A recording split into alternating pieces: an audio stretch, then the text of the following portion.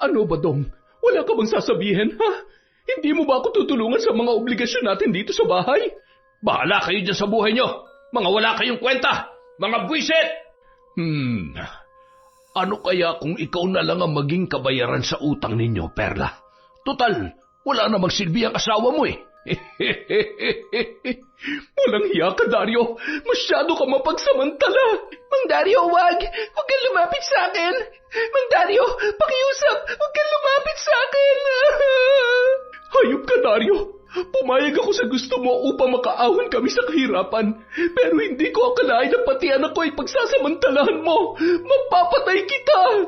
Mga walang hiya kayo. Balak nyo talaga akong patayin sa barang, ha? Pwes, mauna kayong mamatay kaysa sa akin. Taon 1995, Cagayan de Oro. Isang gabi, namumroblema ang mag-inang Perla at Jelay dahil nakatakdang bumalik ang kanilang biyudong landlord na si Dario upang maningil sa 3 buwan nilang renta. Sumabay pa ang bayarin ni Jelay sa kanyang matrikula dahil malapit na ang kanilang final exam. Paano na yan, Nay? Ang sabi sa akin ni Mang Dario kanina, babalik siya ngayong gabi. At pag hindi tayo nakabayad, palalayasin na daw niya tayo dito. Ano ba, Dong? Wala ka bang sasabihin, ha? Hindi mo ba ako tutulungan sa mga obligasyon natin dito sa bahay? Ano bang magagawa ko? Alam mo namang wala akong trabaho. Yan lang ang sasabihin mo. Marami naman pwedeng pagkakitaan kung magsisikap ka lang, ha? Kaso ang tamad-tamad mo. At saka, Nay, may utang pa raw si tatay na pera kay Mang Dario. Totoo ba yun, Badong? Nangutang ka ng pera? Saan mo ginamit yon? Wala ka naman nabili kahit isang butil ng bigas, ha? Diyan na nga kayo. Kaya ayaw ko umuwi dito eh. Kasi ang ingay-ingay ninyo. Sige, lumayas ka. Magsama kayo ng mga kaibigan mong sunog baga. Wala ka nang maitulong dito sa bahay. Nangungutang ka pa. Tay, gabi na po. Mabuti pa, matulog na lamang po kayo. Bahala kayo dyan sa buhay nyo. Mga wala kayong kwenta. Buwisit! Kami pa tong walang kwenta. Ikaw nga tong pabigat dito. Huwag mo ako masigaw-sigawan, ha? Ano, matapang ka na? Bitawan mo ako. Nasasaktan ako. Tay, bitawan niyo po si Nanay. Pasalamat ka, nandito ang anak mo. Dahil kung hindi... Ano, papatay mo ako? Ha? Mabuti pa maghiwalay na lamang tayo, Badong. Sige, subukan mong hiwalayan ako. Malilintikan ka sa akin. Tay, tama na, Tay. Kung hindi lang ako nakakapagpigil, ay nako, dyan na nga kayo. Nay, ayos lang po ba kayo? Jelay, anak, hindi ko na talaga matiis ang ugali ng tatay mo. Huwag niyo na lang pong isipin si tatay, Nay. Baka lalo pa kayo ma-stress. Sawang-sawa na talaga ako sa ugali niya. Mabuti pang wala akong asawa kaysa ganyan siya palagi. Tao po! Tao po! Nay, andyan si Mang Dario. Tinupad talaga niyang sinabi niyang babalik siya dito. Naku, paano na to? Walang-wala pa naman ako ngayon, anak. Nay, kausapin mo na lang po siya ng maayos. Visit talaga yung tatay mo, oo. Wala man lang may tulong. Ay, nandyan naman pala kayong dalawa eh.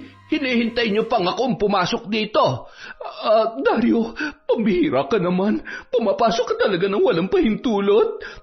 Opo, nakakagulat po kayo, Mang Dario.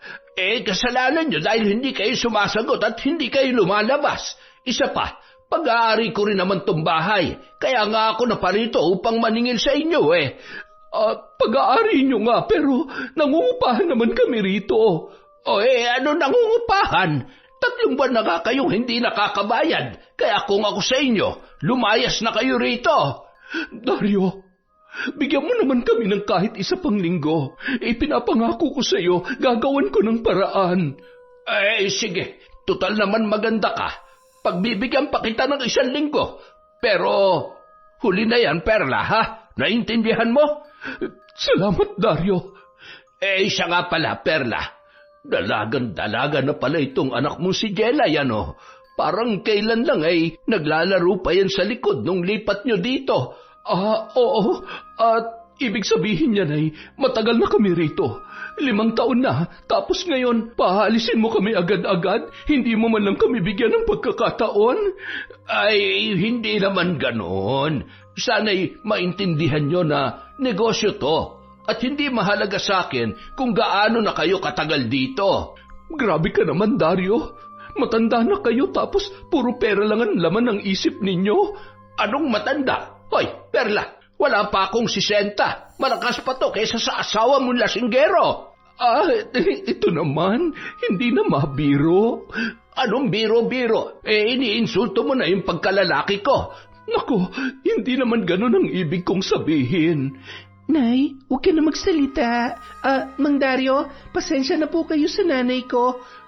Tingnan mo itong anak mo. Mabuti pa ito Maganda na, magalang pa. Lumabas na lamang si Dario at umalis na tila galit dahil sa pagtawag ni Perla sa kanya ng matanda. Nay, sana umayon ka na lang sa mga sinasabi niya. Tingnan mo, lalo tuloy nagalit. Hindi ko naman inaasahan na magagalit siyang tawagin matanda At saka, totoo namang matanda na siya Kahit na, Nay. Ay, sana lang makapagbayad na tayo bago mag-1 linggo para hindi tayo mapalayas dito. Paano kasi ang tatay mo? Wala man lang pakialam. Tumatanda na pero mas lalo pang nalululong sa alak. Kung may maitutulong lang sana ako, Nay, ako na lang ang gagawa ng paraan. Pero paano? Nag-aaral pa ako at pati pambayad ko sa school, nahihirapan pa tayo. Minsan, naiisip ko nga na huminto na lang Naku anak, kahit ano mangyari, hindi ka hihinto sa pag-aaral. Ikaw lang ang maaasahan ko na makakapag-ahon sa atin sa kahirapan balang araw. Ay, sana makaya pa natin, Nay. Hayaan mo anak, gagawin ni nanay ang lahat para makapagtapos ka ng pag-aaral. Ang swerte ko talaga, Nay, dahil kayo ang nanay ko. Kung hindi, baka sa lansangan na ako pinupulot ngayon.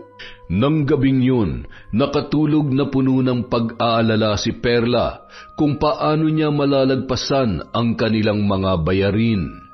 Pagsapit ng hating gabi, nagising na naman sila ni Jelay nang umuwi si Badong na lasing. Perla! Jelay! Nasa ngayon mo walang kwenta kayo, ha? Badong, ano ba? Gabing-gabi na. Ang ingay-ingay mo. Wala kang pakialam. Nasaan yung anak mo? Tay, nandito lang naman po kami ni Nanay. Ano pang hinihintay nyo? Pagandaan niyo akong pagkain. Badong, huwag mo nang idamay ang anak mo. Umupo ka na't ako na mag-aasikaso sa'yo. Di bilisan mo. Oo, saglit lang to. Ano yung papakain mo sa akin? Sardinas? Yan lang? Ano akala mo sa akin? Aso? Badong, yan lang ang meron tayo, kaya pagtiyagaan mo na lang. Kung gusto mo, ikaw ang kumain yan. Eto, ubusin mo. Sumusobra ka na talaga, Badong. Tay, bakit niyo tinapon ang sardinas sa mukha ni Nanay? Bakit? Kumakampi ka na naman sa nanay mo, ha? Tay, sumusobra na po kayo. Ano, lalaban ka na rin sa akin, ha? Sige, subukan mo saktan ang anak ko. Magkakamatayan tayo. Aba, matapang ka na. Bakit? Ano ba yung pinagmamalaki mo, Perla? Ha? Sawang-sawa na ako sa iyo, Badong. Mabuti pa maghiwalay na lang tayo. Lumayas ka na dito. Total wala ka rin namang ambag sa bahay na to. Para ano?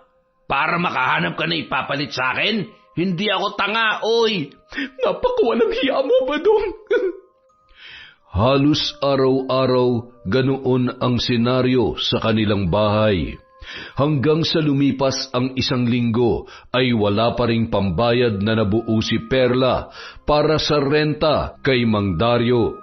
Nagkasabay-sabay pa ang kanilang mga bayarin sa kuryente at sa paaralan.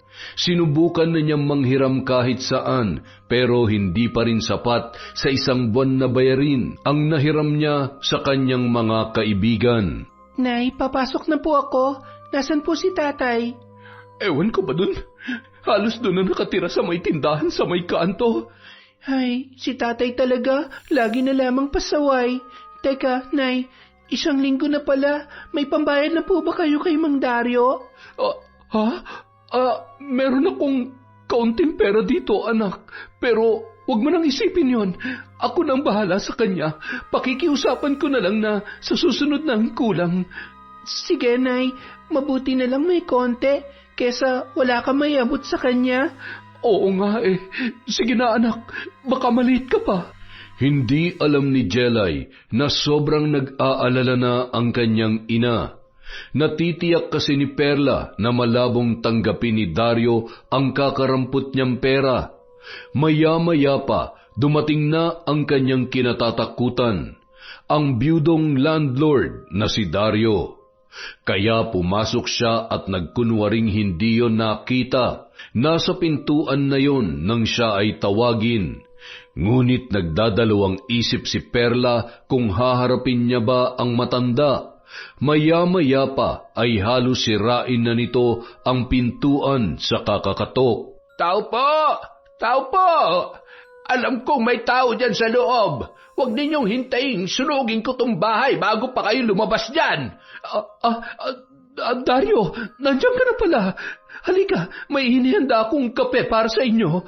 Narito ko para maningil. Kompleto na ba yung pambayad mo? Dario, ano kasi kaunti pa lang yung naipon ko. May problema pa nga ako sa matrikula ng anak ko sabi ko na nga ba, inuuto mo lamang ako Akala mo ba madadala mo ko sa pakape-kape? Akin na yung bayad mo. Pasensya ka na ha, pero ito lang talagang nakayanan ko Ano? Ito lang ang ibabayad mo sa akin? Hindi nga ito kasi sa isang buwan na renta Hindi ko matatanggap yan. Lumayas na kayo dito ngayon din. Dario, huwag naman. Maawa na po kayo sa amin ng anak ko. Kahit si Badong na lang ang palayasin ninyo, huwag lamang kami ng anak ko. Paano kaya kung ikaw na lang ang maging kabayaran ng utang ninyo, Perla? Total, wala namang silbi yung asawa mo. Nagbibiro ka ba? Mukha ba ako nagbibiro? Maganda ka. Sayang ang iyong ganda kung hindi mapapakinabangan. Anong ibig mong sabihin? Perla, matagal na akong hindi nakakatikim ng babae at alam kong napapabayaan ka na rin ng asawa mo. Pasensya ka na, Dario. Wala na sa isip ko ang mga ganyang bagay. Pwede bang umalis na lamang muna kayo? Ano? Pinaalis mo ako?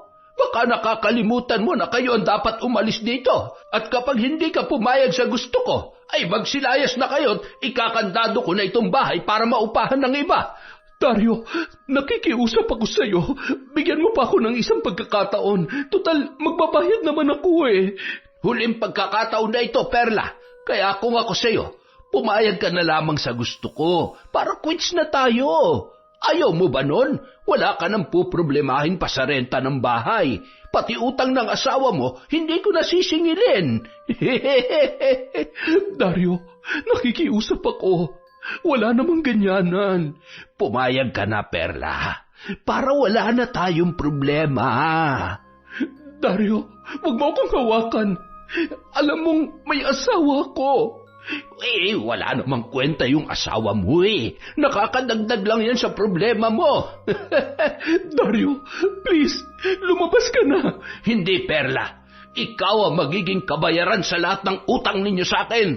Dario, nababaliw ka na. Dahan-dahang napaatras si Perla, ngunit patuloy na lumalapit ang biyudong landlord sa kanya. Hanggang sa tuluyan na siyang naabutan nito at sinuntok ng 2 beses sa sikmura.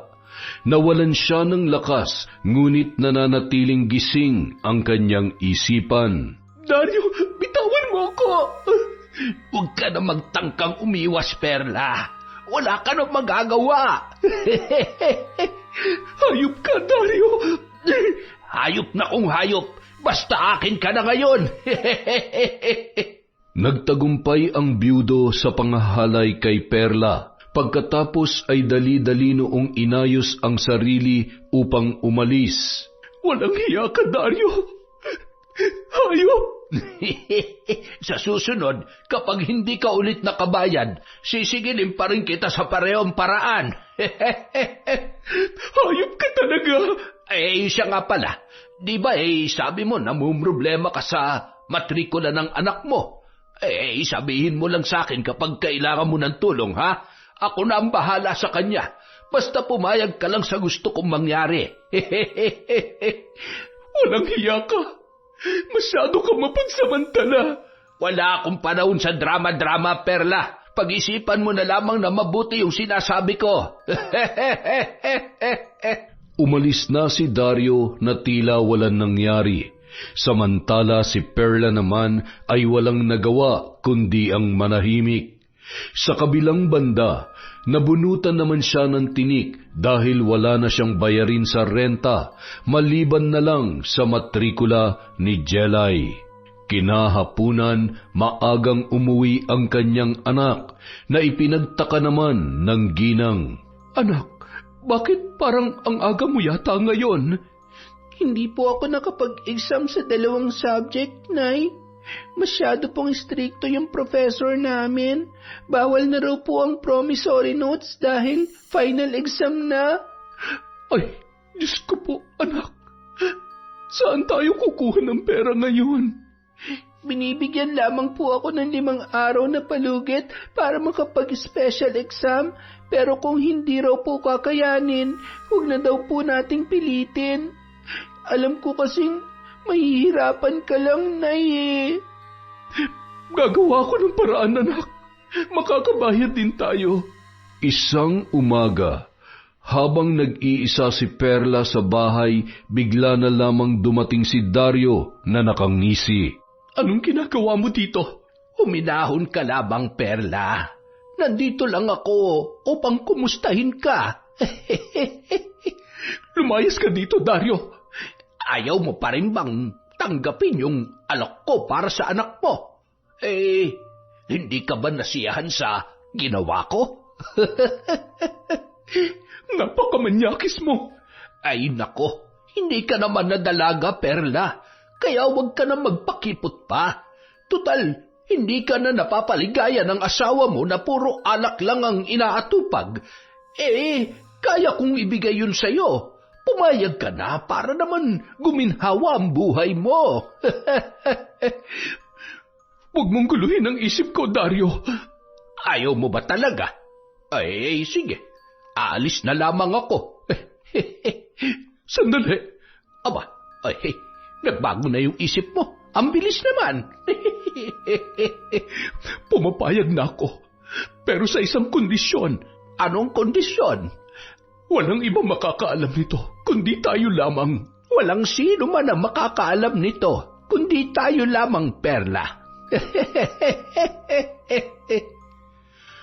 Walang pagdadalawang isip na sinunggaban ng biyudo si Perla at dinala sa loob ng bahay.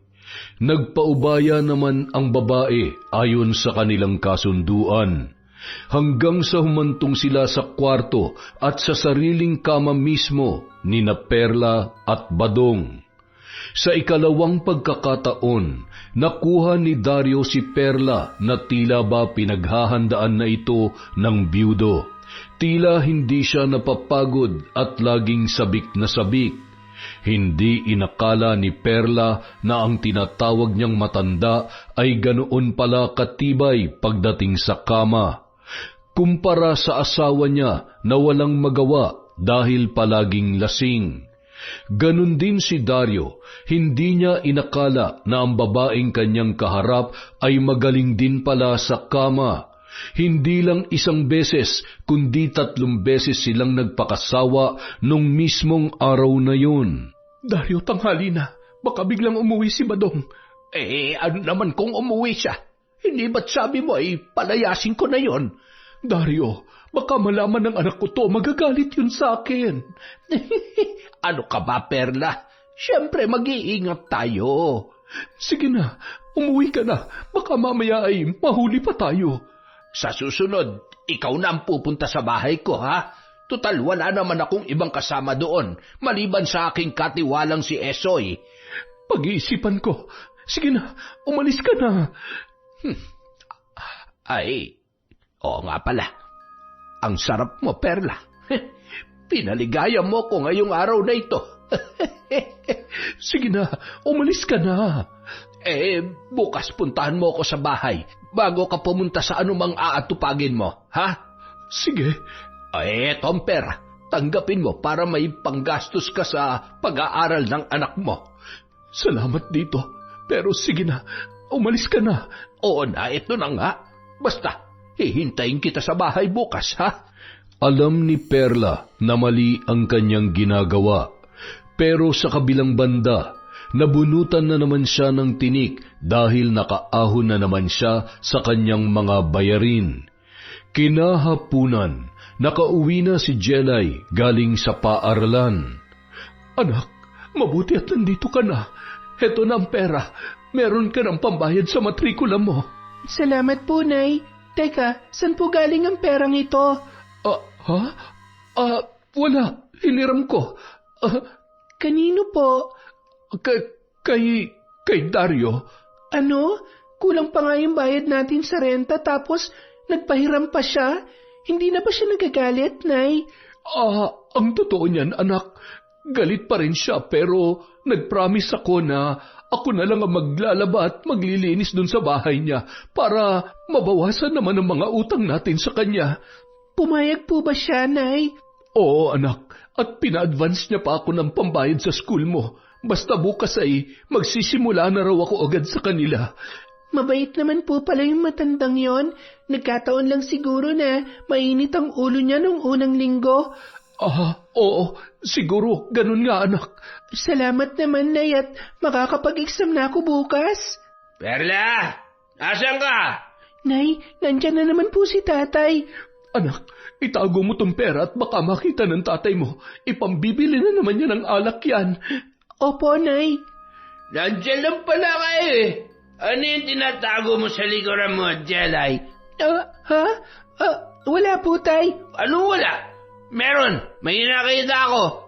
Ano ka ba, Badong? Wala yan. Gamit lang yan sa school. Akin na nga yan. Tay, wag. Pera! May pera ka pa pala. Akin na yan. Tay, wag pambayad ko po to sa school. Badong, ibalik mo yan. Kailangan yan sa school ng anak mo. Akin na to. Marami-raming alak din ang mabibili nito. Sinabing ibalik mo yan eh. Sa galit ni Perla, sinugod niya ang kanyang asawa. Nagkaroon naman ng pagkakataon si Jelay na kunin ang pera pagkatapos ay itinulak niya ang kanyang ama. At dahil sa lasing ito, madali lamang yun natumba. Tumakbo sina Jelay at Perla sa labas at sumunod naman ang lasing na si Badong. Nay, saan tayo pupunta? Hindi ko alam, anak. Nay, baka abutan tayo ni tatay. Alam ko na, pupunta tayo kina Dario. Pero Nay, hindi ba nakakahiya po yon? Subukan lamang natin, anak. Wala na tayong ibang mapupuntahan. Pagdating nila sa bahay ni Dario, nagulat na lamang ang byudo dahil hindi nun inaasahan ang kanilang pagdating. Sa kabilang banda, nagliwanag naman ang kanyang ngiti nang parehong makita ang dalawang magagandang babae. Kaya agad nitong inutos sa katiwalang si Esoy na buksan ang kanilang gate.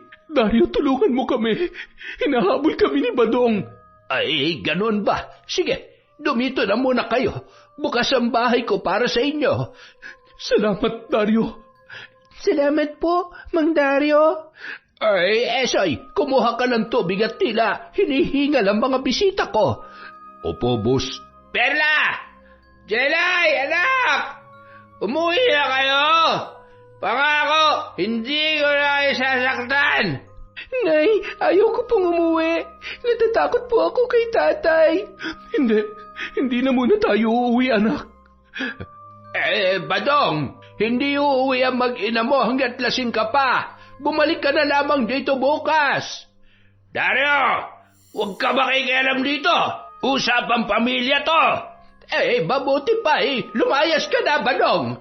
Magbayad ka muna ng utang mo bago ka magpakita sa akin. Dario naman, ibang usapan na yan. Uuwi ka ba o tatawag ako ng mga pulis? Uuwi na lamang ako at bukas ko nakakausapin niya mag-ina ko, ha? Mabuti pa nga at wala tayong magiging problema. Nang gabi ring yun, doon na natulog ang mag-ina sa bahay ni Dario, sa isang kwarto kung saan may susi ang matandang byudo, kaya masisilip niya ang dalawa habang natutulog. Busog na busog ang kanyang mga mata, lalo pat hindi nagkukumot ang dalagang si Jelay. Nais man niya itong hawakan, ngunit natatakot siyang sumigaw yun, kaya ibinaling niya na lamang ang atensyon kay Perla. Dario, bakit nandito ka? Namimiss na kasi kita eh. Ano ba? Alam mo namang nandyan ang anak ko. Kung ganon, lumipat tayo dun sa kwarto ko. Sumunod ka agad sa akin, ha? Dario, pwede bang wag mo na ngayon? Perla, wag mo akong biguin kung ayaw mong malaman ito ng anak mo. Dario, ano ka ba? Basta, sumunod ka kaagad. Kung hindi ay babalik ako dito. Walang nagawa ang ginang kundi sundin ang utos ng kanilang landlord. Kesa magising ang kanyang anak sa pangungulit nito. Pagpasok niya sa kwarto, nasa loob ng banyo ang byudo at naliligo. Maya-maya pa, bumukas ang pinto noon at inutusan siyang pumasok. Tila isang utusan na sinunod na lamang niya ang matanda. Pagdating sa loob, sabay silang naligo at doon na nangyaring muli ang bagay na inaasam-asam ni Dario. Tila nabuhayan naman ng diwa si Perla nang pinaranas ni Dario sa kanya ang iba't ibang estilo na hindi nagagawa ng kanyang asawa.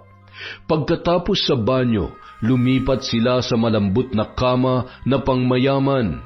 Lahat ng sabihin ni Dario ay ginagawa niya at hindi lang simpleng pagsunod ang kanyang ginawa, kundi nagugustuhan niya na rin ang mga nagaganap. Nang gabing yun, pareho silang nakaraos at nakontento. Hindi ko akalain na kaya mong tapatan ang aking kahusayan, Perla. Pinaligayan mo na naman ako ng husto. Maging ako man, Dario. Ngayon lang ako nakontento ng ganito. At tama ka, wala nga sa iyong asawa ko. Sabi ko naman sa iyo eh. Dario, babalik na ako sa kabilang kwarto. Baka magising ang anak ko. Mamaya na. Magpahinga lang tayo saglit at pagkatapos ay sulitin pa natin ang oras. 4:00 na ng madaling araw nang makabalik si Perla sa tabi ng kanyang anak. Mabuti na lamang at hindi yon nagising. Kinaumagahan na unang nagising si Jelay at nagtataka kung bakit tulog na tulog pa ang kanyang nanay. Inisip na lamang niya na baka hindi yon nakatulog ng maayos nung gabi dahil sa mga nangyari. Kaya nauna na lamang siyang bumangon at lumabas patungo sa beranda kung saan nandoon si Dario. Jelay, gising ka na pala. Magandang umaga po, Mang Dario. Ay, mas maganda ka pa sa umaga, Jelay. Salamat po. Nasaan ang nanay mo? Tulog na tulog pa po si nanay. Sa tingin ko po, hindi yata siya nakatulog na maayos kagabi. Hayaan mo na lamang muna siya. Halika, sabayan mo ako magkape. Heto, mamili ka dyan. Merong kape, gatas, at saka tsaa. Okay po, salamat po. Ang bait niyo naman pala at napaka matulungin niyo pa. Basta kung anong meron ako, ay handa akong ibahagi yun sa iba. Lalo na sa inyo. Talaga po? Napakabuti niyo naman po. Akala ko nung una, masungit kayo. Nagkataon lang yun na problemado ako. Kaya ganoon na lamang ang pakikitungo ko sa inyo. Ganoon po ba? Akala ko wala nang problemang mga mayayaman na katulad nyo. Sa pera wala, siyempre. Pero sa ibang bagay, meron pa rin naman. Alam mo na, isa lamang ang anak ko at nasa abroad pa. Kaya nag-iisa na lamang ako dito sa bahay. Minsan ay kailangan ko na ng katuwang kaya hindi ko maiwasang maging malungkot. Pasensya na po kayo. Hindi ko po alam na ganyan palang mga nararanasan ninyo. Ay, wala yon. Ang importante ay maayos na tayo ngayon. Matanong ko lang po, wala po ba kayong balak na mag-asawa ulit? Kung papalarin bakit naman hindi? Pero sa tingin mo, may magkakagusto pa kayang dalaga sa akin? Bakit naman po wala? Hindi naman po kayo pangit at mabait naman po kayo. Ibig sabihin ay may pag-asa pa ako kahit sa mga dalaga na katulad mo? Oo naman po. Age doesn't matter naman po Naku, napakabait mo naman, Jelay. At ang lawak pa ng pag-iisip mo. Kaya nga, nangako ako sa nanay mo na tutulungan kita sa pag-aaral. Nakita ko kasi na matalino ka. Naku, maraming salamat po, Mang Dario. Napakalaking tulong na po yan upang maipagpatuloy ko ang aking pag-aaral. Ganito na lang. Dahil mabait ka, ako na lamang ang sasagot sa lahat ng gastusin mo sa paaralan. Talaga po? Maraming salamat po, Mang Dario. Ilang sandali pa, nagising na si Perla at lumabas ng kwarto. Agad niyang hinanap si Jelay hanggang sa matagpuan niya yon na masayang nakikipag-usap kay Dario. Tila may kung anong pangamba siyang naramdaman, kaya dali-dali siyang lumapit sa dalawa. Jelay, Dario, nandito lang pala kayo. Ay, mabuti at gising ka na, Perla. Halika't nang makapagkape ka na rin. Salamat. Anong pinag-uusapan niyo? Nay, ang bait naman pala ni Mang Dario. Ngayon ka lang siya nakilala ng gusto. Akala ko kasi masama siyang tao. Oo, tama ka. Mabait talaga siya kaya niya tayo tinutulungan. Hindi ba, Nay, ngayon na kayo magsisimulang magtrabaho sa kanya bilang tagapaglinis at tagapaglaba? Tutulungan ko na po kayo, Nay. Hindi naman araw-araw, anak, kasi papasok pa rin naman ako sa parlor. Ay, tama, Jelay. Pagkatapos niya maglinis at maglaba, ay makakauwi naman siya agad. Salamat po sa tulong ninyo sa aming mag-ina. Ay, hindi lamang yan. Tutuparin ko ang pangako ko na pag-aaralin kita. Talaga, Dario? Ikaw na magpapaaral sa kanya? Oo, napag-usapan na namin yan ni Jelay habang nagkakape kami. Kung ganoon, salamat at sigurado na makakapagpatuloy sa pag-aaral ang anak ko. Yun nga rin po ang sabi ko, Nay. Walang kaalam-alam ang mag-ina na pareho lang silang pinasasakay at pinagnanasahan ni Dario. At habang hindi pa siya nagsasawa sa ina, ay dahan-dahan naman niyang kinukuha ang loob ni Jelay. Ilang sandali pa, dumating na si Badong na nagmamakaawa sa labas ng gate at kitang-kita naman nila ito sa may beranda. Jelay, anak! Asawa ko, Perla! Umuwi na kayo sa atin! Hindi ako mabubuhay na wala kayo! Jelay! Perla! Halina kayo! Umuwi na tayo! Boss Dario, papapasukin ko ba o uupakan ko yan? Ang tanong kaya mo ba? Nagtatanong lang naman, boss. Si Perla na lang ang makakapagdesisyon niyan, Esoy. Kung ako lang ang masusunod, hindi na ako babalik sa kanya. Nay, kawawa naman po si tatay. Siguro naman nakapag-isip-isip na siya ngayon. Sana nga, anak. Pagbigyan na lang po muna natin si tatay. Nakakaawa naman po siya, Nay. Kung yan ang gusto mo, anak, sige. Sige, Esoy. Papasukin mo na yang si Badong. Opo, boss. Dali-dali namang tumungo si Esoy sa gate at pinagbuksan si Badong. Pagkatapos ay mabilis yung lumapit sa kanilang kinaroroonan. Dario, salamat at binigyan mo ko ng pagkakataong makausap ang asawa't anak ko, ha? Magpasalamat ka at mabait itong anak mo. Tay, mangako po kayo na hindi na kayo maglalasing. Oo anak. Nangangako ako. Kung ako lang ang masusunod, Badong, hindi na ako makikipag-ayos sa'yo. Perla, pakiusap. Nangangako akong Hindi ko na yun uulitin.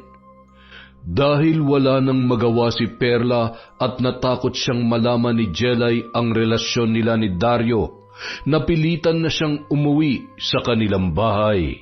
Perla, mahal, tumabi ka naman dito sa akin. Ang layo mo naman. Pagod ako, Badong. Nagtatrabaho ka na pala dun kina Dario, ano? Oo, para naman makapagbayad man lang kahit ng renta. Hayaan mo, maghahanap na ako ng trabaho. Badong, gawin mo. Hindi yung puro salita na lang ang maririnig ko. Oo na, kaya halika na dito. Namimiss na rin kasi kita eh. Wala nang nagawa si Perla kundi ang tumabi sa asawa at ibinigay ang nais noon. Akala niya yun na ang simula ng pagbabago ni Badong. Ngunit ilang araw lamang ang lumipas ay bumalik na naman yun sa dating gawi. Perla, pahingi naman ng pera oh. Alam kong doble naman ang kinikita mo ngayon eh. Sa parlor tsaka kay Dario. Badong, alam mo namang yung kay Dario ay bawas lang yun sa renta ng bahay. Kung wala kang pera, bakit ang dami mong pinamimili? Kung meron man akong pera, para yun sa pangangailangan sa bahay, hindi para sa bisyo mo. Anak ng teteng naman oh. Wisit ka naman talaga eh. Magbibigay ka ba o hindi? Badong, akala ko ba nagbago ka na? Para sa yung trabaho mo kay Dario kung wala ka naman palang pera? Wala kang pakialam doon. Ah, ganun ha? Kung ganun, mas mabuti pang hindi ka na makabalik doon. Total, wala ka rin naman palang silbi. Binugbog ni Badong ang kanyang asawa dahil hindi siya nito binigyan ng pera. Hindi siya makapanlaban dahil malakas si Badong. Kinabukasan, nagkaroon ng maraming pasa si Perla, dahilan na hindi muna siya makapasok sa parlor. Hindi na rin siya nakapunta kina Dario na siya namang ipinagtataka ng matandang byudo. Mang Dario, naparito po kayo. Ay, Jelay, hinahanap ko kayo ng nanay mo. Itatanong ko lang sana kung bakit hindi na naglinis ang nanay mo sa bahay. Mang Dario, hindi pa po makapagtrabaho si nanay dahil binugbog po siya ni tatay. Ano? Nasaan ang nanay mo? Nasa loob po. Hali po kayo, pumasok po kayo. Nandito po si nanay. Anak, sino yan? Perla, anong nangyari sa'yo? Pasensya na, hindi ako nakapunta doon. Masakit pa kasi ang katawan ko eh. Ay nako, walang hiya talaga yung asawa mo. Babalik na lamang ako doon kapag maayos na ang lagay ko. Nay, ako na lang po muna ang papalit sa inyo para naman makapagbayad tayo ng renta ng bahay. Naku, hindi pwede, anak. Bakit naman po hindi pwede, Nay? Maglilinis lang naman po ako doon. Basta hindi pwede, Jelay. Makinig ka sa akin. Hayaan mo na siya, Perla. Maglilinis lang naman yung anak mo sa bahay. Jelay, pwede bang iwanan mo muna kami ni Dario at mag-uusap lang kami tungkol sa trabaho? Opo, Nay. Sige po, maiwan ko na po muna kayo. Dario, alam mong hindi ako naglilinis sa bahay mo. Tanging katawan ko lang ang pambayad ko sa lahat ng tulong mo sa amin. Ano ba ang iniisip mo, Perla? Sa tingin mo ba'y hindi magtataka yung anak mo kung bakit hindi ka papayag na maglinis siya doon? Gayong siya naman ang may gusto. Basta, hindi ako papayag na pumunta ron ang anak ko na mag-isa. Wala ka bang tiwala sa akin, Perla? Itinuring ko ng parang anak si Jelay at kung sakali mang mawala na yung asawa mo, malaya na tayong magiging pamilya. Pasensya ka na, pero hindi talaga ako papayag. Kung yan ang gusto mo, di sige. Ikaw ang masusunod. Paglabas ni Dario sa pintuan, sinalubong naman siya ni Jelay. Mang Dario, pumayag na po ba si nanay? Ay nako, hindi siya pumayag. Ayaw niya kasing mahirapan ka. Ay, si nanay talaga. Kayang-kaya ko naman ang mga gawain na yan eh. Oo nga at saka marumi na yung bahay ko. Wala na akong ibang mautusan.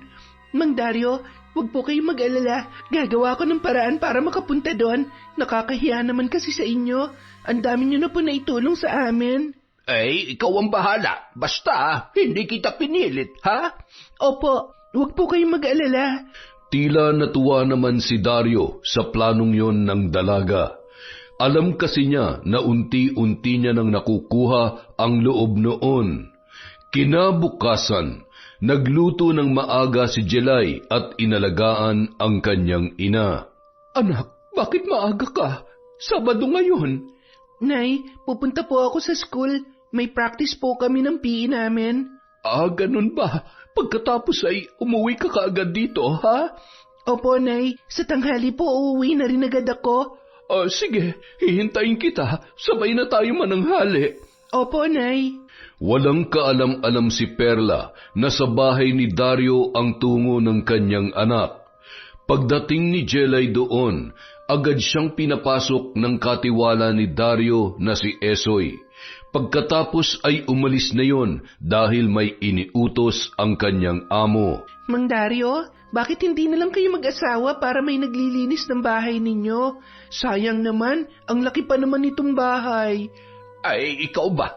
Gusto mong tumira dito? Kung papayag ka, ikaw na lang ang aasawahin ko. Ha? Ano pong ibig niyong sabihin? Gusto kita, Jelay. Di ba ang sabi mo naman ay age doesn't matter?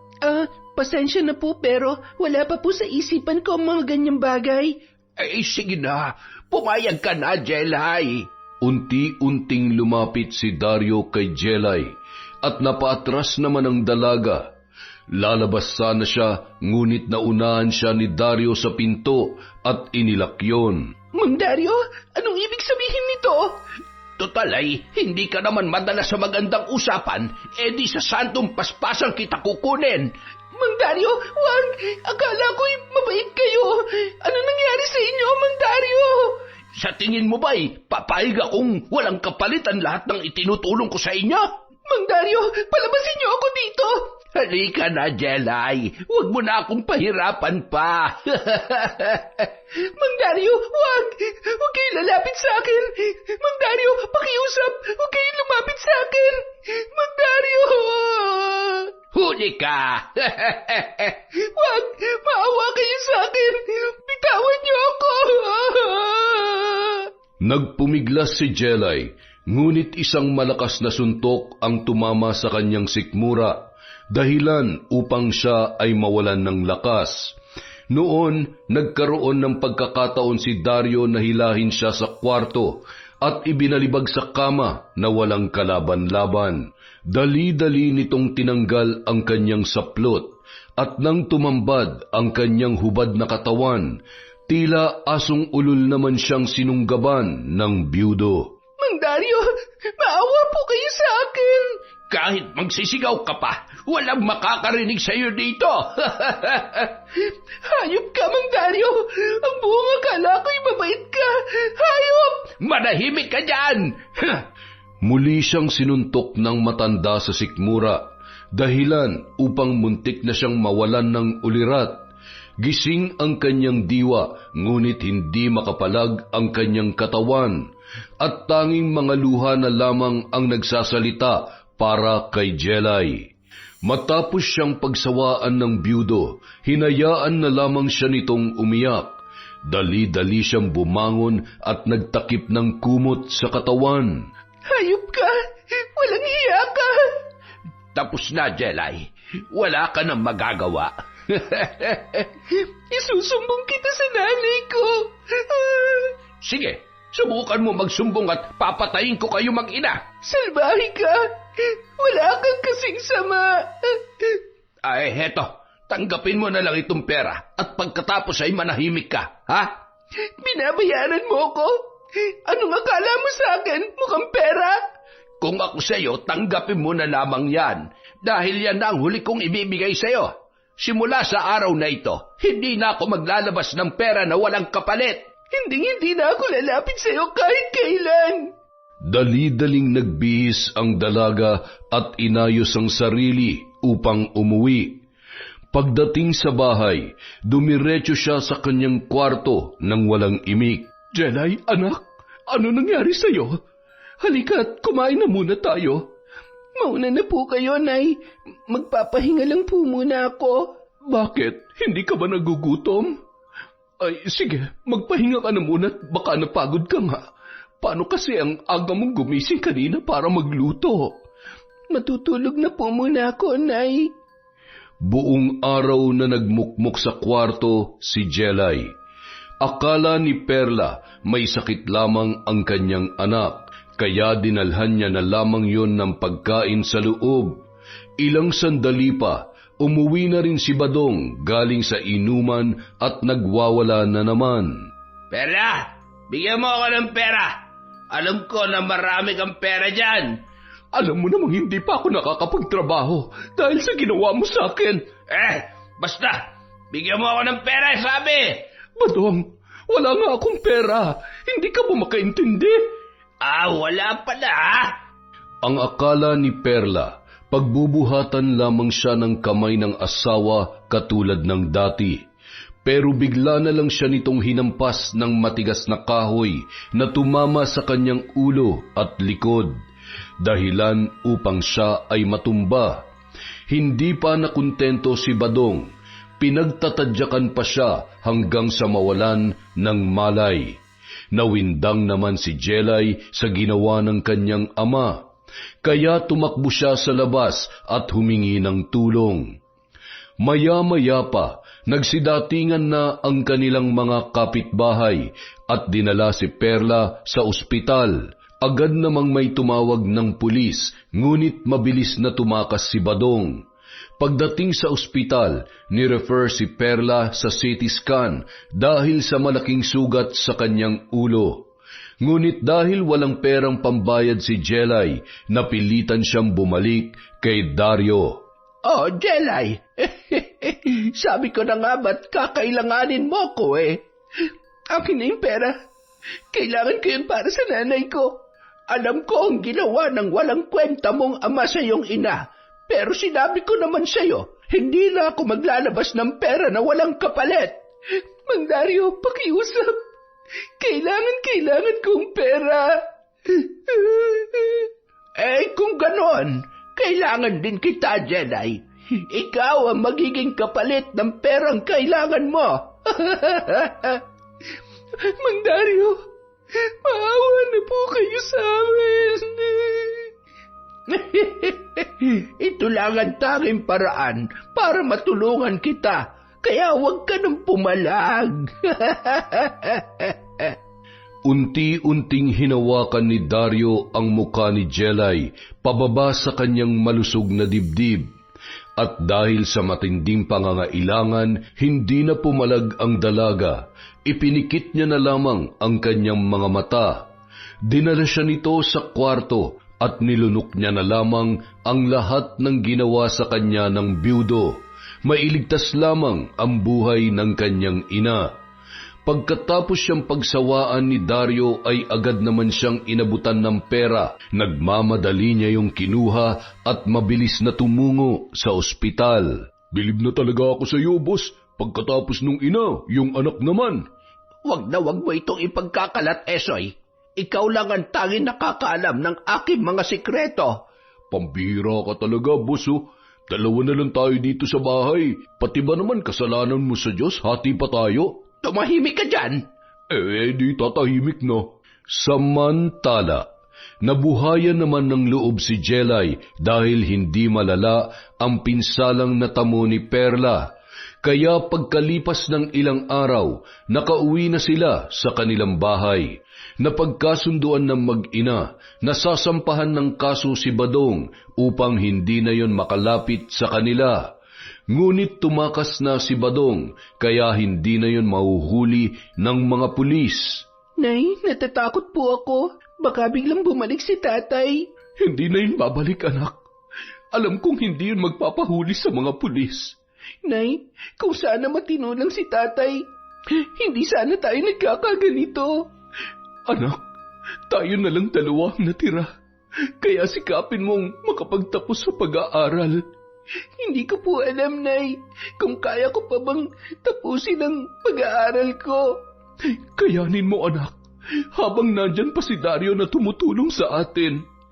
Nay, Huwag po kayong babalik doon kina Mang Dario. Kailangan, anak, para makapagbawas man lamang tayo ng bayad sa renta. Gusto ko na pong umalis sa lugar na ito, Nay. Bakit, anak? Ayaw ko na po dito. Tao po! Tao po! Biglang nataranta si Jelay nang marinig ang boses ng matanda. Ngunit mas nananaig pa rin ang kanyang galit. Anong ginagawa mo dito? Jelay, ano ba nangyayari sa iyo? Ay, Jelay, nandito ako para kumustahin ang nanay mo. Umalis ka dito. Hindi ka namin kailangan.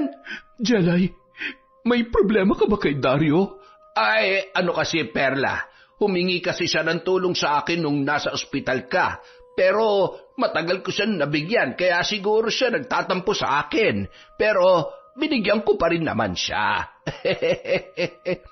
Jelay, magpasalamat na lang tayo, tinutulungan pa rin tayo ni Dario. Hindi niyo alam, Nay, kung bakit ako nagagalit. Jelay, napag-usapan na natin ito, hindi ba? Nakalimutan mo na ba yung sinabi ko sa'yo? Natakot naman si Jelay nang titigan siya ng husto ni Dario.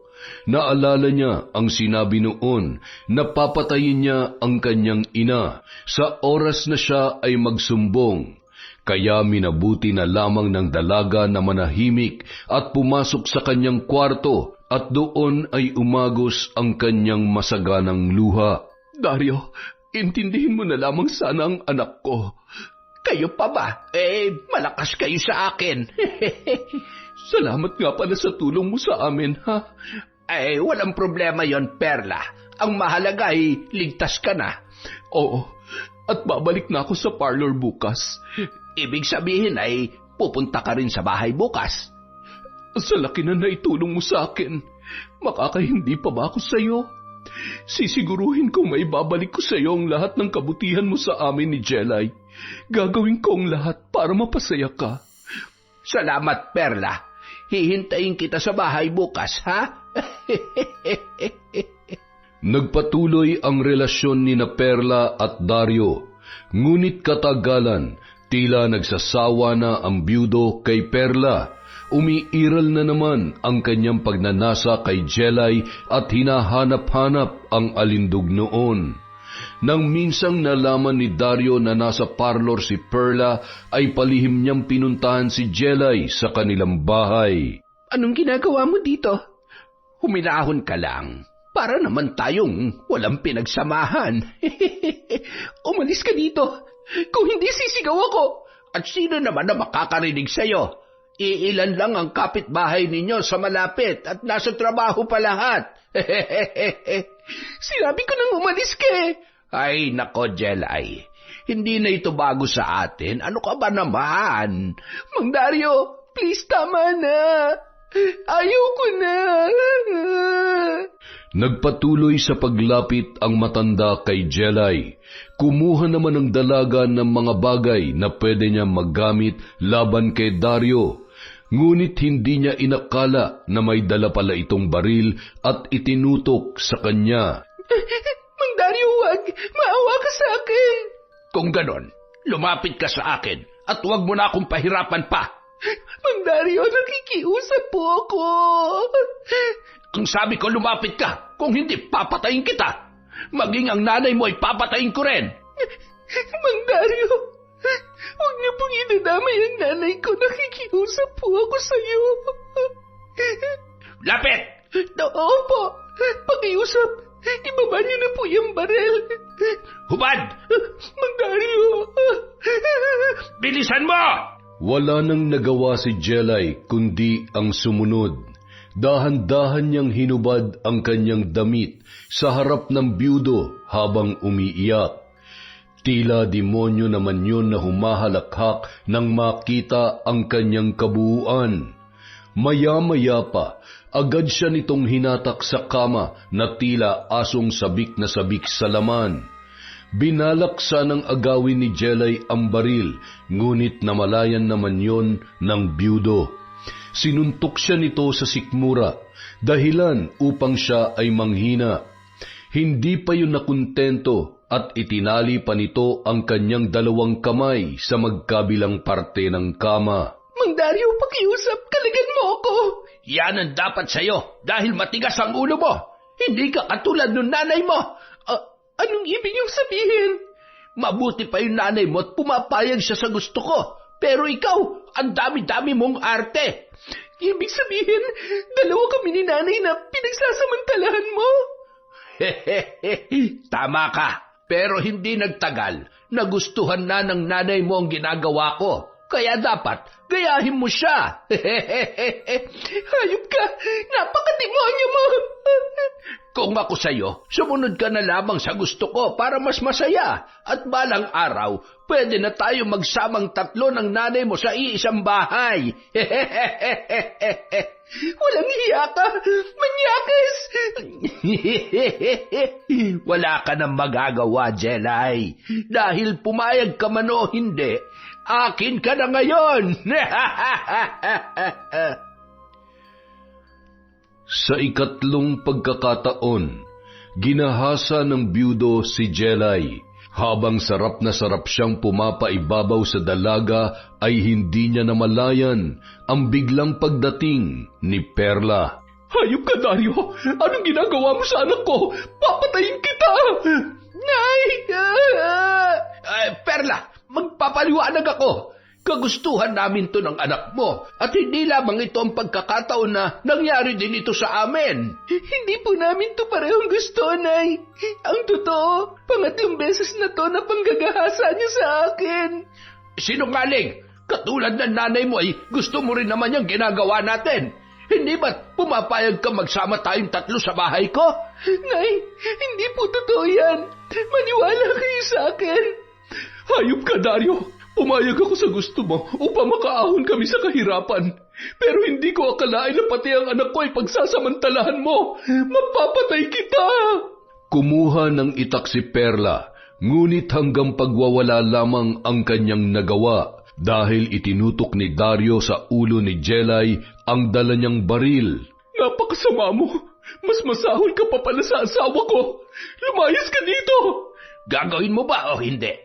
Akala mo ba iaalis ako nang hindi ko pa nakukuha ang gusto ko? Mang Dario, tama na. Umalis na po kayo dito. Tumahimik ka! Kung hindi, papatayin kita!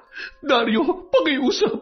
Huwag mong sasaktan ang anak ko. Kung ganon, ihagis mo yung itak. Bilisan mo. Kung hindi, sasabog itong ulo ng anak mo. Isa, dalawa. Oh, eto na, itatapon ko na. Ngayon, isarado mo yung pinto. Walang nagawa si Perla kundi sundin ang utos ni Dario. Habang isinasara niya ang pintuan, nagulat na lang siya nang bigla siyang pinukpok ni Dario sa sentido, dahilan upang siya ay mawalan ng malay. Ilang sandali pa, nagising na lang siyang nakagapos ang kanyang dalawang kamay sa kanyang likuran. Nang iikot niya ang kanyang tingin sa buong kwarto, kitang-kita niya kung paano binababoy ng byudo ang kanyang nag-iisang anak sa kanyang harapan. Sinikap niyang tanggalin ang tali, ngunit huli na ang lahat. Muli nang nagtagumpay si Dario sa kanyang masamang balak. Nay! Hayop ka, Dario. Pagsisisihan mo ang ginawa mo sa anak ko. Pagbabayaran mong lahat ng ito. Bakit? May magagawa ka pa ba? Idedemanda kitang demonyo ka. Hayop ka. Subukan mo, Perla. Tingnan natin kung may magagawa ka.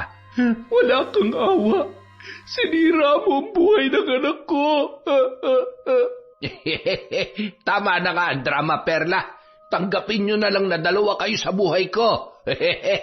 Oh, eto ang pera. Tanggapin nyo para sa 1 linggo ninyong pangangailangan. Hayop ka. Kung akala mo mababayaran mo ng perang ginawa mo sa anak ko, nagkakamali ka. Nagmamadali nang umalis ang matanda, habang sinikap naman ni Perla na tanggalin ang tali sa kanyang kamay. Ilang sandali pa, nagawa niya ito at saka dinaluhan ng anak na hindi nagsasalita, kundi umiiyak na lamang. Jelay, anak. Nay, gusto ko na lamang pong mamatay. Hindi anak, gaganti tayo. Gagawin ko ang lahat upang maipaghiganti ka. Wala na akong muka maiharap sa ibang tao, Nay. Kailan niya ito unang ginawa sa iyong anak? Patawarin niyo po ako. May kasalanan din po ako. Bakit anak? Sabihin mo sa akin. Nung sinabi niyo sa akin na huwag akong pupunta sa bahay niya para maglinis, sinuway ko po kayo. Dahil naawa po ako sa kanya. Akala ko mabait siyang tao. Bakit hindi ka kasi nakinig sa akin? Hindi mo ba alam na pinuprotektahan lang kita? Dahil minsan niya na rin akong ginahasa. Pero itinuloy ko lang ang pakikipagrelasyon sa kanya para makaahon tayo sa hirap. Dahil wala rin namang kwenta ang tatay mo. Hindi ko po alam, Nay. Hindi ko alam. Naniniwala ako sa kabaitang ipinapakita niya sa atin. Hindi ako nag-aalala sa sarili ko, anak. Dahil wala rin namang patutunguhan ang buhay ko. Pero ikaw, sinira niya ang buhay mo. At hindi ko siya mapapatawad sa ginawa niyang yon. Nay! Patawad, anak. Dahil hindi kita naprotektahan. Kasalanan ko po ito, Nay. Dahil hindi ako nakinig sa inyo. Magdedemanda tayo, anak. Pagbabayaran niya ang ginawa niya sa iyo. Kung magdedemanda tayo, Nay, tsak kung mapapahiya lang tayo at wala tayong perang pambayad sa abogado. Lalapit tayo sa gobyerno, anak. May mga ahensyang tumutulong sa mga kababaihang katulad natin. Pero, Nay, baka lalo lang siyang magalit sa atin at balikan niya tayo dito. Hahanap tayo ng malilipatan. Aalis na tayo sa poder niya. At ginawa nga ni Perla ang kanyang sinabi. Nakalipat sila hindi kalayuan sa kanilang apartment. Pagkatapos ay nilakad niya ang kaso laban kay Dario. Agad naman itong natugunan, dahilan upang mahuli agad ang matandang byudo. Ngunit dahil mayaman yun, madali lamang yun nakalabas dahil sa piyansa. At habang lumilipas ang mga araw, hindi na umusad ang kaso laban kay Dario. Lumapit sila sa iba't ibang ahensya ng gobyerno, ngunit tila wala pa ring nangyari sa kanilang ipinaglalaban. Ginamit ni Dario ang kanyang kayamanan upang suhulan ang mga nasa pamunuan, dahilan upang hindi na umusad ang kaso laban sa kanya. Ang masaklap pa, binaliktad pa nito ang kwento at sinabing pineperahan lamang siya ng mag-ina. Nay, bakit hindi na lang tayo lumayo sa lugar na ito? Hindi tayo lalayo dito hanggat hindi tayo nakakapaghiganti kay Dario. Pero, Nay, isang buwan na wala pa rin nangyayari sa kaso. Malaya pa rin ang walang hiyang Dario na yon. Hindi na tayo aasa sa hustisya mula sa husgado, anak. Kailangan ko nang gumawa ng paraan upang makaganti sa kanya. Paano, Nay? Wala tayong sapat na kakayahan. Basta, gagawa ko ng paraan, anak. Kinabukasan, bumiyahe si Perla patungo sa kabilang baryo. May narinig kasi siya na may isang malupit na mambabarang na nakatira doon. Ang maganda pa, tumutulong daw ito sa mahihirap. Ano ang may tutulong ko sa iyo, iha? Manang Loreng, ako nga po pala si Perla. Kailangan ko po ang inyong tulong. Perla, ano ba ang problema mo? Biktima po ng panggagahasa ang anak ko. Ngunit hanggang ngayon ay nananatili pong nakabinbin lamang ang kaso. Hindi ka pa nasanay sa bayang ito? Walang hustisya para sa mga mahihirap na katulad natin. Tama po kayo. Kaya malayang malaya pa hanggang ngayon ang nanggahasa sa anak ko ng 3 beses. Napakawalang hiya naman ng taong yon. Yan ang klase ng tao na gustong-gusto kong pinaglalaruan. Akin na ang kanyang larawan at pangalan upang masimulan na natin ang ritual. Narito po. Ginawan ko na yan ng paraan bago ako pumunta dito. Mabuti. Alam mo na ang aking kailangan. Tulungan niyo po kami. Gawin niyo po ang lahat upang makaganti ang anak ko. Maawa po kayo sa amin.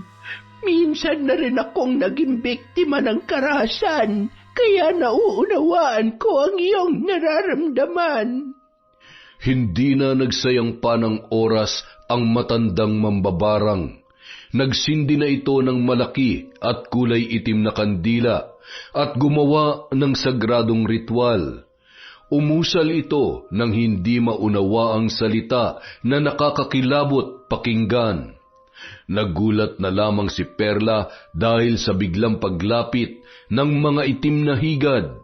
Patuloy na umusal ng orasyon ng matanda, pagkatapos ay biglang naglaho ang mga higad. Humayo kayo, salakayin ninyo ang taong ito. Pinsalain ninyo ang kanyang buong katawan, lalo na ang kanyang ari. Bilisan ninyo! Manang Loreng, ano mangyayari sa kanya? Tingnan mo na lang mamaya kung ano, upang masaksihan mo ng harap-harapan. Kung ganun, salamat po. Dahil sa inyo, maigaganti ko na ang anak ko. Tulad ng sinabi ko, naging biktima rin ako ng karahasan, kaya galit na galit ako sa mga taong katulad nito. Salamat po, Manang Loreng. Pagka-uwi ni Perla sa kanilang baryo, sinadya niyang dumaan sa bahay ni Dario upang magmanman. Nagulat na lang siya nang nakasalubong niya si Esoy na nagmamadali. Esoy, ano nangyayari? Bakit ka nagmamadali? Perla, hindi ko alam kung maniniwala ka pero inatake si Boss Dario ng napakaraming higad na hindi namin alam kung saan nanggaling. Ang bilis naman ng epekto. Ano yun? Wala. Ano bang nangyayari sa kanya ngayon? Ayun, nagsisisigaw sa sobrang kati ng kanyang katawan.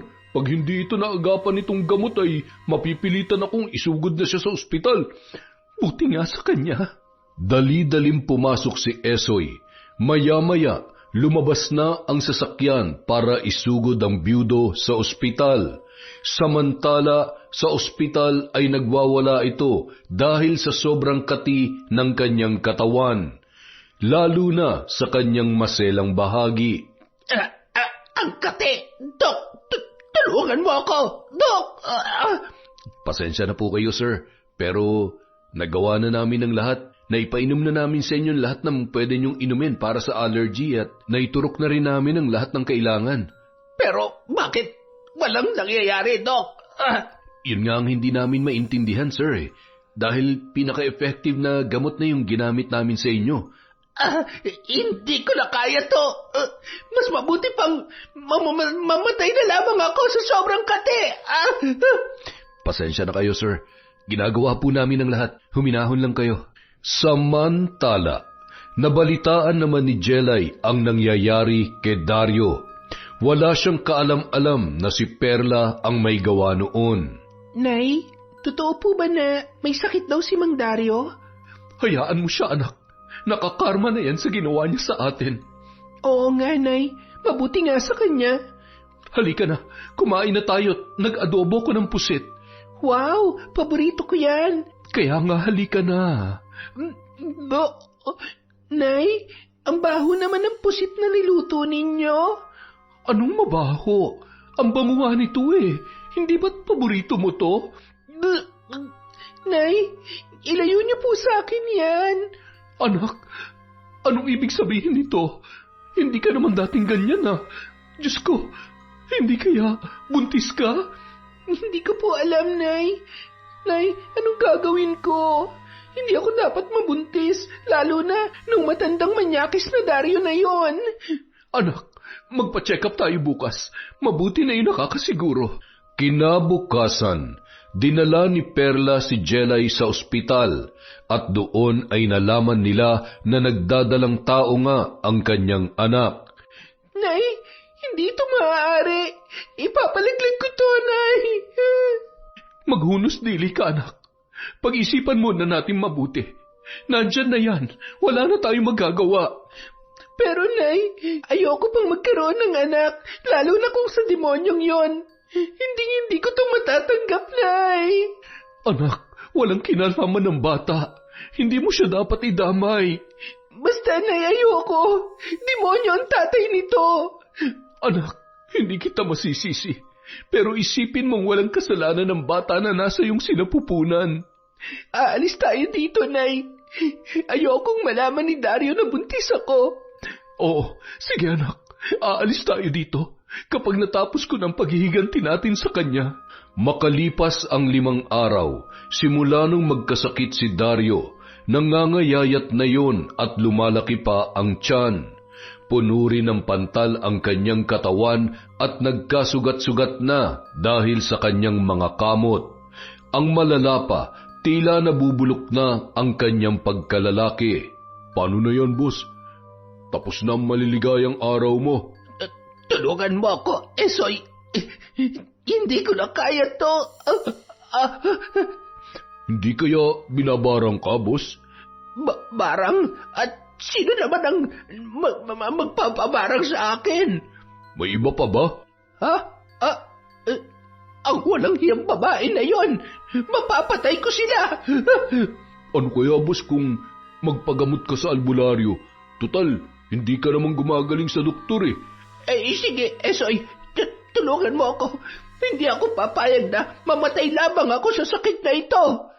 Dinala ni Esoy ang kanyang amo sa isang kilalang albularyo. Mabuti at nadala mo siya kaagad dito. Dahil kung hindi, maaaring hindi na naagapan ang sakit niya. Bakit, Mang Lauro? Ano bang sakit ko? Isang napakalakas na barang. At sa totoo lang, nahihirapan akong banggain ang kanyang itim na mahika. Hindi nga ako nagkamali, boss. Binarang ka nga. Kita mo?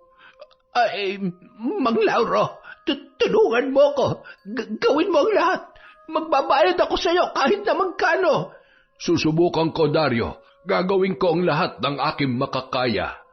Umusal ng mga salita na hindi maunawaan ang naturang albularyo. Pagkatapos ay hinipan niya ang ulo ng matanda. Ilang sandali pa ay hinawakan niya ang pulso nito. Napakalakas niya. Bihira lamang ang nagtataglay ng ganitong kapangyarihan. Anong nangyari? Bakit lalong nangangati ang buo kong katawan? Maging ang aking tiyan ay sumasakit na naman. Tila ba may nagtatakbuhan sa loob?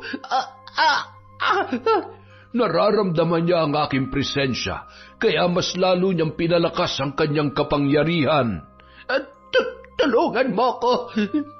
Hindi ko na kaya. Mang Lauro, anong gagawin natin? Inumin mo itong langis. Makakatulong ito sa iyo. Dali-dali namang ininom ni Dario ang naturang langis. Ilang sandali lamang ay nag-aalburuto na ang kanyang tiyan. Ha? Anong nangyayari? Lalong sumasakit ang tiyan ko. Tiisin mo lang muna. Soy, mamamatay na yata ako. Boss, kaya mo yan. May kasabihan tayong ang masasamang damo, matagal daw mamatay. Hindi ako nagbibiro, Soy. Gago ka. Sorry po, boss. Ilang sandali pa, bumulwak sa bunganga ni Dario ang napakaraming tila putik at sinabayan pa ng maitim na higad. Boss, ano yan? Nakakadiri naman. Kumakain ka pala ng putik at higad. Kaya ka pala nagkakaganyan eh. Buisit ka, Soy. Bakit ako kakain ng putik at higad? Hindi yan dahil sa pagkain. Kung hindi resulta yan ng barang. Ang mga insekto na yan ang ginagamit ng mambabarang upang pinsalain ang iyong katawan. Mabuti na lang at nailabas mo lahat. Lauro, maaari bang malaman kung sino ang gumagawa nito sa akin? Isang babae. Marahil ay malaki ang kasalanan mo sa kanila. Boss, Sinabi ko na sa iyo yan eh. Hindi mo na dapat tinanong pa. Kung ano man ang kanilang galit, ay sila lang ang nakakaalam. Para makasiguro tayo na may panlaban ka, bibigyan kita ng panangga bilang depensa sa anumang barang. Basta't siguruhin mo lang na hindi mo ito tatanggalin sa iyong katawan. Humanda sila sa akin. Nais ko labang sabihin sa iyo na may limitasyon ang aking panangga. Hindi pa rin natin masusukat kung gaano kalakas ang mambabarang na nagbigay sa iyo ng karamdaman. Malaman ko lamang kung sino ang mambabarang na yan, mapapatay ko rin siya. May isang paraan upang makasiguro tayo sa iyong kaligtasan. Ano yon? Kung may nagawan ka man ng kasalanan, mas makabubuti kung hihingi ka ng tawad sa kanila. Bayad ng pera ang lahat ng ginawa ko sa kanila. Kaya wala na akong dapat pagbayaran o hihingi ng tawad. Kung ganoon, nasa iyo pa rin ang desisyon. Bumalik lamang kayo rito kapag kailangan ninyo ang aking tulong. Matapos magamot si Dario, umuwi na sila sa kanilang bahay. Nagpahinga muna siya ng ilang araw at sinigurong magaling na ang kanyang balat bago siya lumabas ng bahay. Samantala, nalaman naman ni Perla na gumaling na si Dario, kaya dali-dali siyang bumalik sa mambabarang. Manang Loreng, bakit gumaling yung lalaking yon? Huwag ka mag-alala, Perla. Ang albularyong kanyang nilapitan ay kasing hina lang ng kuting. Ang kanyang panangga ay walang silbi. Natatakot ako na baka muli na naman niya kaming balikan. Hindi na mangyayari yan, Perla. Humanda siya dahil ipatitikim ko sa kanya ang pinakamalupit na barang. Nagsindi ng malaking itim na kandila si Manang Loreng upang magsagawa ng sagradong ritual.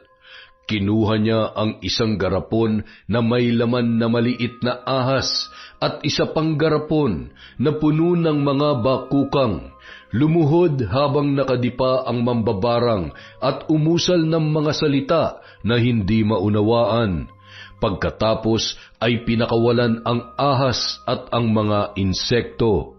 Sige, humayo kayo at gawin niyo kung ano ang dapat niyong gawin. Manang Loreng, nakakakilabot po ang inyong ginagawa. Umalis ka na, Perla, upang masaksihan mo ang kanyang paghihirap. Manang Loreng, tanggapin mo itong kaunting halaga bilang ganti sa pagtulong mo sa akin.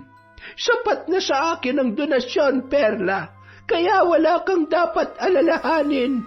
Kung ganoon, salamat po sa pagtulong niyo sa amin. Magmamadaling araw na nang umuwi si Perla. Tahimik siyang dumaan sa bahay ni Dario at pansamantalang nagmanman. Wala siyang narinig na ingay tulad nung kanyang nadatnan noon. Sa isip ng babae, hindi tumalab ang ginawa ng mambabarang. Habang patuloy na naglalakad ay nakasalubong niya na naman si Esoy. Esoy, anong ginagawa mo dito? Oh, Perla, hinahanap ko si Boss Dario. Inatake na naman ng barang eh. Ano? At saan naman siya pumunta? Ewan ko, basta kanina nagwawala yun, bit-bit yung kanyang baril. Hindi niya matanggap na bumalik ang kanyang sakit. Diyos ko, hindi kaya pumunta siya sa bahay? Yun din ang iniisip ko, kaya papunta sana ako sa inyo eh. Esoy, pakiusap, tumawag ka ng pulis. Baka kung anong magawa niya sa anak ko. Nakaramdam ng labis na kaba si Perla, kaya dali-dali siyang naglakad pa uwi. Pagkapasok niya sa kanilang bahay ay bumungad sa kanya ang namumutla at pawis na byudo habang hawak nito ang kanyang baril. Anong ginagawa mo dito? Nay, tulungan niyo po ako. Walang hiya kayo. Balak niyo talaga akong patayin sa barang, ha? Pwes, mauna kayong mamamatay kesa sa akin. Hindi ko alam ang mga pinagsasasabi mo. Huwag ka na magbaang-maangan pa, Perla. Alam kong ikaw ang nagpapabarang sa akin. Tingnan mo kung anong ginagawa mo. Ang kati-kati ng tiyan ko. Nararapat lamang yan sa mga katulad mong demonyo. Akala mo ba papayag akong ganito na lang ang mangyari sa akin? Nagkakamali kayo! Dario, anong gagawin mo? Magkakamatayan muna tayo, Perla. Bago ninyo ako mapatay, uunahin ko tong anak mo para mas maramdaman mo ang sakit. Dario, wag! Pakiusap, ibaba mo yung baril mo. Nay, umalis na kayo dito. Hayaan niyo na akong mamatay. Total, wala naman ng kwenta ang buhay ko. Hindi, anak. Hindi kita iiwan. Tama! Huwag kang umalis, aray ko. Pero, panoorin mo muna ang pagkamatay ng anak mo. Dario, nakikiusap ako. Wag! Nay, umalis ka na. Iligtas mo ng sarili mo. Dario, wag! Pinag-agawan ni na Jelay at Dario ang baril hanggang sa isang putok ang umalingaw-ngaw at tumama sa balikat ni Jelay. Jelay! Walang hiya ka, Dario! Binaril mo ang anak ko! Umalis ka na, Nay. Mas mabuti pang mamatay na lamang ako dito. Hindi, Jelay. Kailangan mo madala sa ospital. Kailangan mabuhay ang bata na nasa sinapupunan mo. Anong ibig mo sabihin? Buntis si Jelay at ikaw ang ama. Bakit kayo mo lamang sinabi sa akin yan? Hey! Dahil hindi karapat-dapat maging ama ang isang demonyong katulad mo. Kung ganoon, magsasama-sama tayo sa impyerno. Hayop ka! Demonyo ka talaga! Hindi ba't gusto ninyo namang patayin ako sa pamamagitan ng barang? Mas mabuti pang sabay-sabay na tayong mamatay. Nay, umalis na kayo rito. Hayaan niyo na ako. Anak, hindi kita pwedeng iwan. Nay, nakikiusap ako sa'yo. Ang sakit ng tiyan ko! Hindi ko matatanggap ang ginawa niyo sa akin! Papatayin ko kayo! Kakalabitin na sana ni Dario ang kanyang baril na nakatutok kay Jelay nang sa hindi inaasahang pagkakataon ay biglang dumating si Badong at inatake ang matandang byudo. Nagkaagawan sila ng baril, ngunit dahil may dinaramdam si Dario, madali lamang itong nalupig ni Badong at naagaw ang armas. Ilang segundo lang ay umalingaw-ngaw ang tatlong magkakasunod na putok na tumama sa katawan ni Dario bago yun bumulagta sa lupa. Tay, bakit niyo po ako iniligtas? Sana hinayaan niyo na lamang ako mamatay.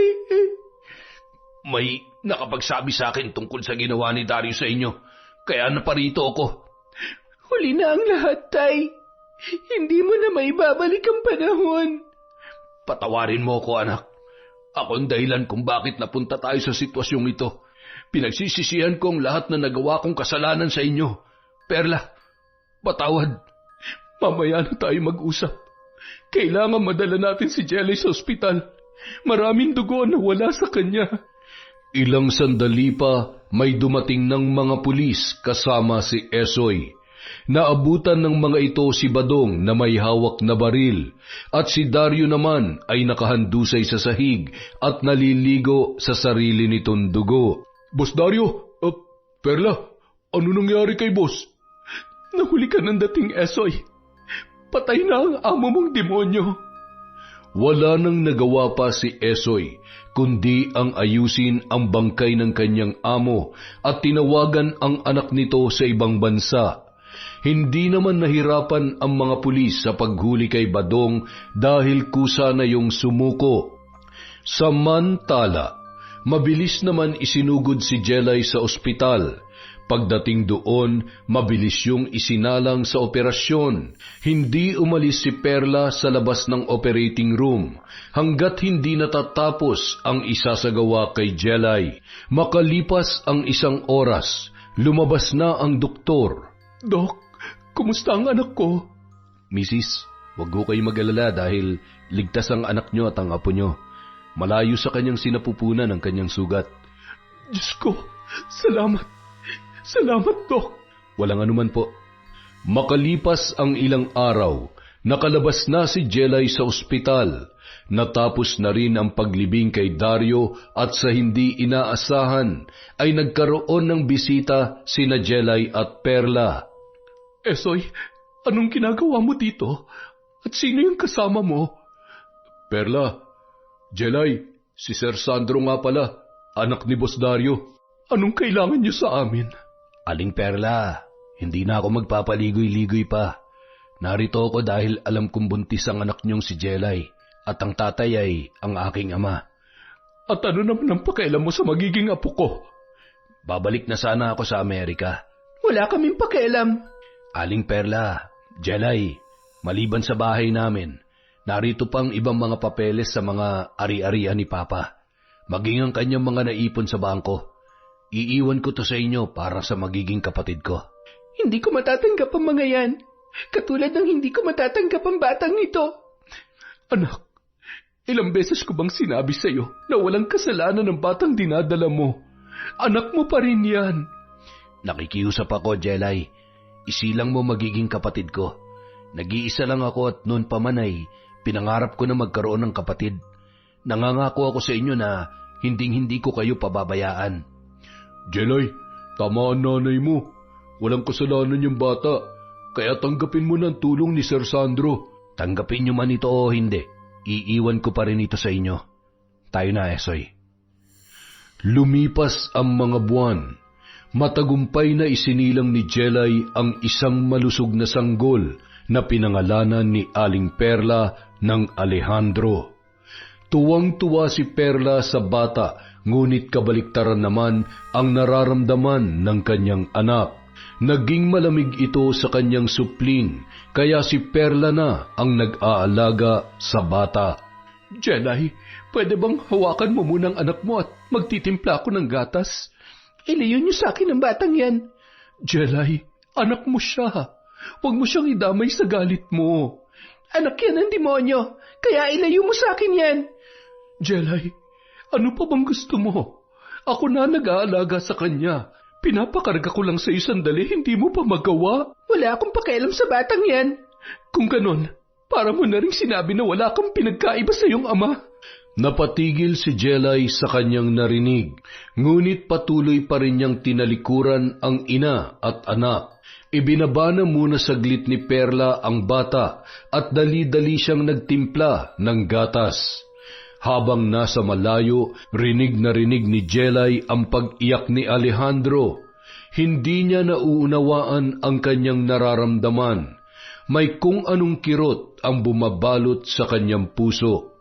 Noon, naitanong niya sa kanyang sarili, ano nga ba ang pagkakaiba nila ng kanyang ama? Matapos magtimpla ni Perla ay kinuha niya na ang bata upang padidein. Ngunit hindi pa rin ito tumitigil sa pag-iyak. Nang maramdaman ni Perla ang init ng bata ay doon lang niya napagtanto na mayroon pala yung lagnat. Jelay, may lagnat ang anak mo. Kailangan natin siyang dalhin sa ospital. Tila naguguluhan naman si Jelay sa kanyang gagawin. Katulad ng maraming ina ay nataranta din siya. At dahil hindi agad ito nakainom ng gamot, nagresulta yon ng kumbulsyon. Noon nasaksihan niya ang paghihirap ng bata. Sa walang pagdadalawang isip ay kinuha ni Jelay ang kanyang anak at itinakbo sa bahay ni Dario. Mabuti na lamang at nandoon si Esoy. Agad nitong inilabas ang sasakyan at sabay nilang isinugod sa ospital si Alejandro. Mabuti na lang at mabilis yung naagapan ng mga nurse at doktor. Nay, hindi ko mapapatawad ang sarili ko kung may nangyaring masama sa anak ko. Kung hindi mo pa nakita ang paghihirap ng anak mo, hindi ka pa matatauhan. Patawarin niyo ako, Nay. Kung ngayon ko lang naramdaman ang pagiging ina. Hindi pa huli ang lahat, anak. Sigurado ko na magiging mabuti kang ina kay Alejandro. Pinapangako ko po, Nay. Babawi ako sa kanya. Simula nung araw na yun, tuluyan nang natanggap ni Jelay ang kanyang anak. At para sa magandang kinabukasan nito, tinanggap niya na rin ang lahat ng tulong mula sa kapatid noong si Sandro, maging ang alok nitong buwan ng sustento para sa kanyang kapatid. Hindi niya na iniisip ang kanilang nakaraan. Ang importante ay maitaguyod niya ng maayos at puno ng pagmamahal ang kanyang anak na si Alejandro. Yun! Isa na namang malupit na kwento mula sa kwentong Enteng. Happy New Year po ulit! Dahil dyan, meron po ulit tayong shout out. Simulan po natin kay Leona Taytay. Hi po kay Miss Dimple, kay Lynn Ferrer TV, kay Joy Aniban, kay Imelda Pascua. Hi po kay Marcos Balingasa, kay Jed Madila, kay Ann Cherry Santos. Shout out po kay Margie Banosong, kay Virginia Belay, kay Gemstone Claro. Hi po kay Maria Consuelo Benitez, kay James Salsos, kay Merly Amistad, kay Jacob Velasco, kay Dimples Yumi. Hi kay Archie Caballes, Mamshi Akira Vlog. Hi din po kay Winnie Belnas, kay Virginia Belay, kay Rosette Ersando, kay Jo Marie Giray.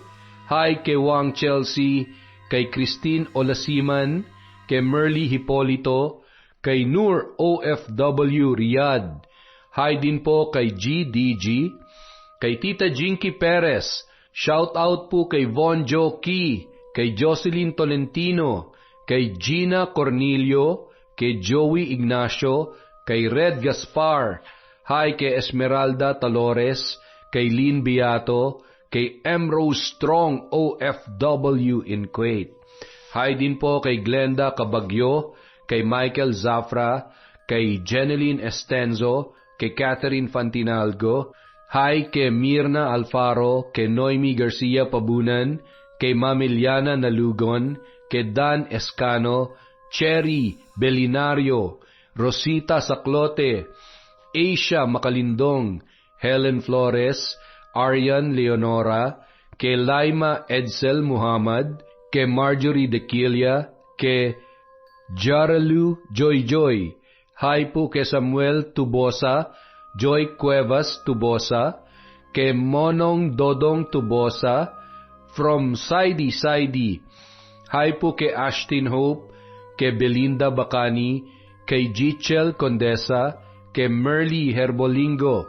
Shout out po kay Cristina Peru, kay MJ Rivera, Shara Marie Hipulan, kay Lynn Tots, kay Jean Rose Garabiles.